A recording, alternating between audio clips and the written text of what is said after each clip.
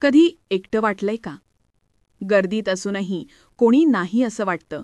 मोबाईलमध्ये शेकडो कॉन्टॅक्ट्स असूनही मनातली गोष्ट शेअर करायला एकही खरा माणूस नसतो. कधी नाती दूर जातात, कधी लोक व्यस्त असतात. कधी आयुष्यात असे टप्पे येतात की एकटेपणाने आपल्याला घट्ट कवेत घेतलंय असं वाटतं. आणि मग मनात प्रश्न येतो, या एकटेपणाशी नेमकं कसं लढायचं? मी पल्लवी.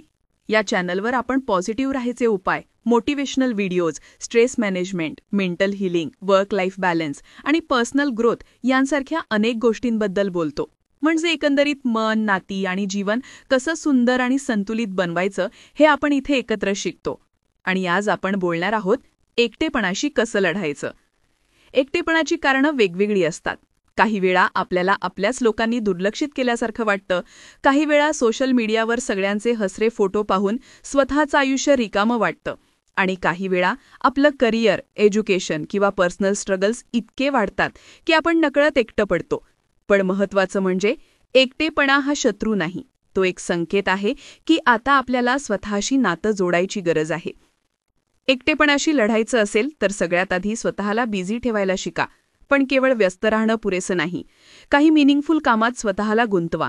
पुस्तकं वाचा, नवीन स्किल शिका, बॉडी फिटनेसवर काम करा किंवा एखाद्या सोशल ॲक्टिव्हिटीमध्ये सहभागी व्हा.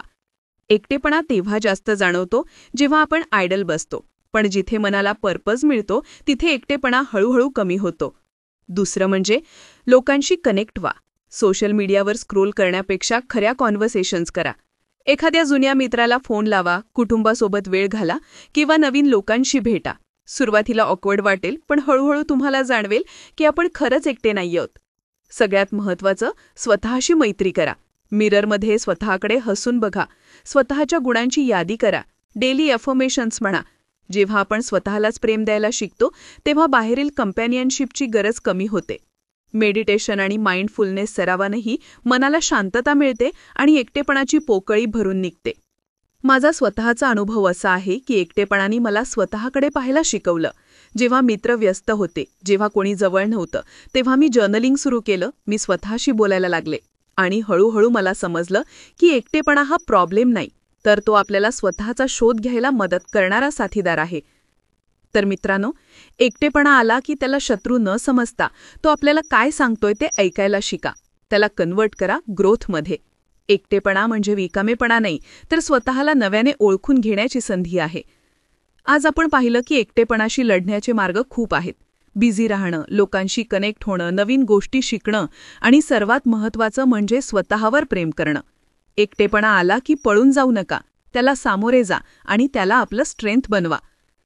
माझ्यासोबत राहिल्याबद्दल धन्यवाद. आता मला तुझ्याकडून एक गोष्ट हवीये. कमेंटमध्ये नक्की सांग, शेवटचं तुला कधी एकटं वाटलं होतं आणि तू त्यावेळी काय केलं होतं.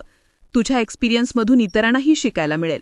व्हिडिओ आवडला असेल तर लाईक, शेअर आणि सबस्क्राईब करायला विसरू नका.